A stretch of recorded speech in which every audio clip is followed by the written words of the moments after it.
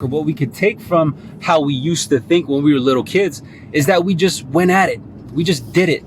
And I think that's the strongest piece of advice to anyone that's brand new right now into sales, or even if you have been in sales for a minute, but you haven't hit the peak or the heights that you've been aspiring to hit.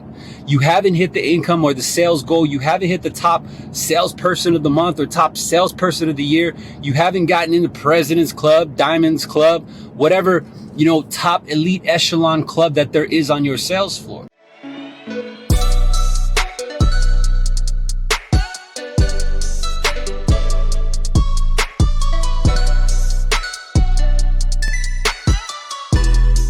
So I get asked this question a lot because my channel, my content attracts a lot of brand new loan officers, a lot of rookie loan officers. That's not a bad thing. It's definitely not a bad thing because I think we're currently in a day and age where, if you want to learn about something, the most common resource is Google or YouTube, right? I look everything up on YouTube, like any house project, any topic, I'll Google it or look it up on YouTube. And because of that, and because that's true, I get a lot of traffic, a lot of inquiries from people who are either not licensed but thinking about it, people who are going through their training, or people who just passed their training and they're literally within 6 months. And I'm sure they probably like the content too, because I drop a lot of curse words in my previous content and I'm real with it, right? I'm very authentic and I don't sound like the traditional sales trainer per se, but it's because I'm not. It's because I'm a fellow salesman in the trenches with you, and I'm spitting some shit that you could relate to. And I think that they appreciate that. Anyway, one of the most common questions that I get is, hey D, I just started. I'm like within my 3 months or within my 6 months. I just want to be successful. Thank you so much for your content. How do I hit the ground running? What's the best piece of advice that you can give me? And I notice a common answer that I'm always giving is that you can't be too much in your head. You can't overthink things, meaning you have to be playful. You have to go at it kind of like a little kid. A little kid is going to go at something with pure confidence because they don't know the repercussions. They're not inside their head. So if you got any little kids around you, or if you have little kids, or I'm sure you got some little kids in your family, or you just, watch little kids. Don't be like freaky and shit. Don't be no creeper at a park watching little kids. What I'm talking about is pay attention to kind of their mindset. Their mindset is very playful. There's no fear. There's no consequence to the things that they do, and they go at it wholeheartedly. Does that make sense? And so kids will do shit that's dangerous, or at least the parents will think it's dangerous. And so you got protected parents. Like I'm protected with my youngins, but my kids are fearless and they'll do shit that you wouldn't even think of. Like, hey, don't, don't do that. But what we could take from that book, or what we could take from how we used to think when we were little kids, is that we just went at it. We just did it. And I think that's the strongest piece of advice to anyone that's brand new right now into sales, or even if you have been in sales for a minute, but you haven't hit the peak or the heights that you've been aspiring to hit. You haven't hit the income or the sales goal. You haven't hit the top salesperson of the month or top salesperson of the year. You haven't gotten into President's Club, Diamond's Club, whatever, top elite echelon club that there is on your sales floor. And to all of you who are just starting out, and the reason why I say you have to be fearless and not be so much in your head is because if you really think about it, we are wired today in a society where, imagine this. Imagine if, usually like everyone pretty much goes onto Amazon, right? So imagine having to shop at Amazon online, and then you had to go drive to wherever that product was to go pick it up. How often would you use Amazon? Make sense? So we're kind of wired for this immediate relief. We're wired to like convenience. So we use Amazon to bypass the inconveniences of having to get ready, get in the car, go drive to a location, go find where that product is, go into the checkout line, buy it, and then come all the way back home and get it. So we like to bypass that inconvenience. And because of this, right, we kind of expect the same thing with life results. So, hey D, I want to make over 10 grand a month, or hey D, I want to make over 20 grand a month. The real answer is, if you want to do it, you just got to go do it. You're right. You got to go do it. You're going to fall on your face. You're going to get rejected a grip of times. But guess what? that is going to build the character that deserves the 10K per month or the 15K per month.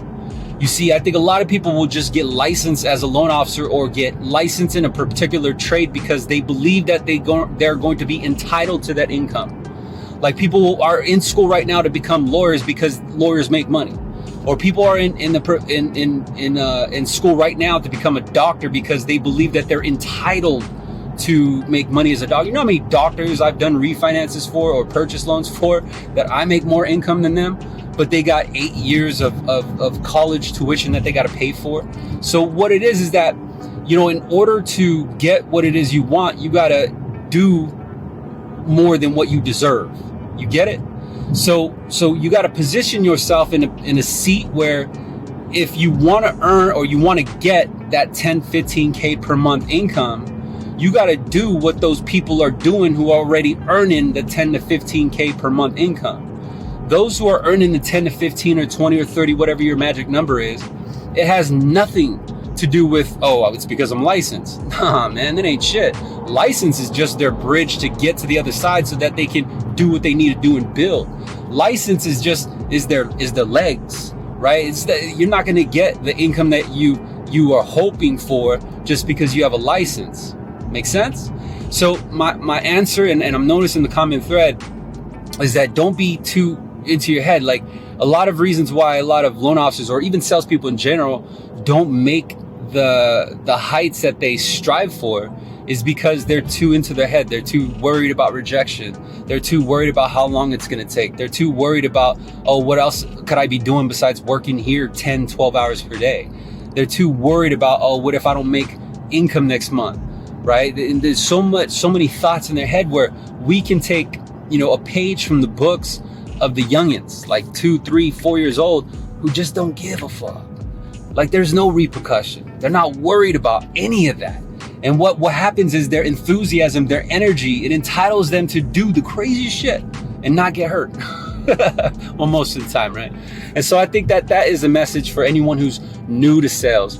You know, if you're just coming in, if you're thinking about getting it, you gotta know why, right? Like, number one is, what was the reason why you got licensed? And I'll be honest, me is because I knew that I can make more money than if I were to go sell cars or if I was to go sell timeshares. I can make much more income if I got licensed because I knew real estate. That was my language. And because of that, though, I knew that it involved a lot of work. I knew that it involved 12-hour days. I knew it involved working weekends at times. And, you know, this is going on 2 decades now.